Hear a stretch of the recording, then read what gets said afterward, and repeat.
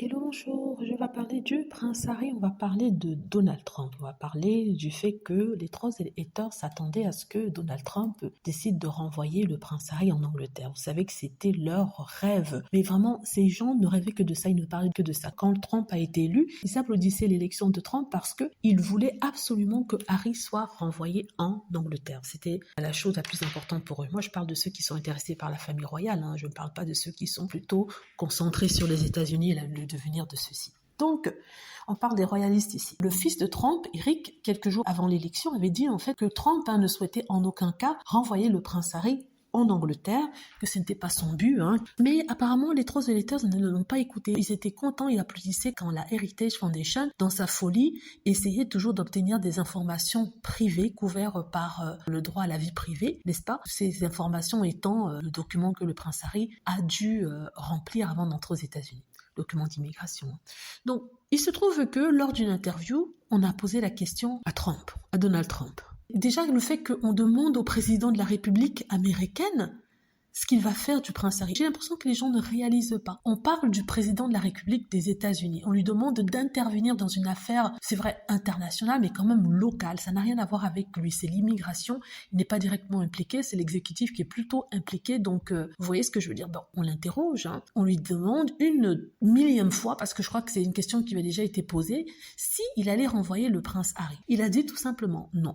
Il a dit non, qu'il ne souhaite pas renvoyer le prince Harry, qu'il le laissait à son propre sort. Je ne vais même pas répéter ce qu'il a dit, parce que c'était pas marrant du tout. Et ça a énervé les trolls et les haters, qui ont fini par dire qu'en fait, finalement, on veut même pas qu'il rentre en Angleterre, il est mis aux États-Unis. Vous vous rendez compte pas? Et ça, ils le disent par dépit, parce que eux, ils ne rêvaient que d'une chose quand on renvoie le prince Harry. Je sais pas, j'ai l'impression que dans la mémoire collective des gens, je parle des trolls et les haters, Meghan n'est pas américaine. Même les Américains, bizarrement, le pensent. Pourtant, elle est née à Los Angeles, d'un père américain, d'une mère américaine, mais dans leur tête, parce qu'elle a épousé le prince Harry, soudainement, elle perd sa nationalité américaine. De toute façon, il a dit qu'il ne renverrait pas le prince Harry, et du coup, ce que font les tabloïds, maintenant, ils essaient de pousser le prince Harry à dire quelque chose sur Trump, n'est-ce pas?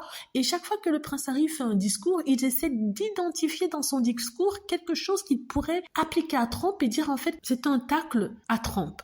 N'est-ce pas? C'était une pique à Trump. Le prince Harry a fait un discours dernièrement, un très beau discours. Vous me direz si vous souhaitez que je vous traduise ce discours-là. J'étais tellement occupée avec Investus que je n'ai pas proposé ça, mais n'hésitez pas à me le dire. Il a fait un très beau discours sur la persévérance, le moral, le caractère, la personnalité des gens et sur les principes. Il parlait des gens en général, il parlait de la société de nos jours, du fait que les gens sont de plus en plus faux, n'est-ce pas? Et les gens souvent mettent de côté leurs principes pour avoir certaines choses. Et les tabloïds disent qu'en fait c'est la réponse du prince Harry au soi-disant acte que Trump a fait. Tout ça pour essayer de... Vous savez que le Trump a l'ego fragile, il faut le dire, et le Daily Mail veut pousser une narrative selon laquelle le prince Harry se moque de Trump pour que Trump se sente blessé et que il pousse au renvoi du prince Harry. C'est ce qu'ils sont en train de faire en ce moment. Ils sont en train de chercher toutes les avenues possibles et imaginables pour renvoyer Harry dans son pays. Il y a d'ailleurs quelqu'un qui disait dernièrement, un journaliste anti-Harry et Meghan, qui disait qu'ils aimeraient bien que le prince Harry revienne pour apporter cette magie qu'ils ont perdue en Angleterre. Il parle du fait que, vu qu'il se passe presque rien en Angleterre, le roi Charles était sorti dernièrement, les gens s'en fichaient, Sophie était envoyée au Népal, ils s'en fichent encore plus. Le prince William annule les rendez-vous, les gens n'en ont rien à faire.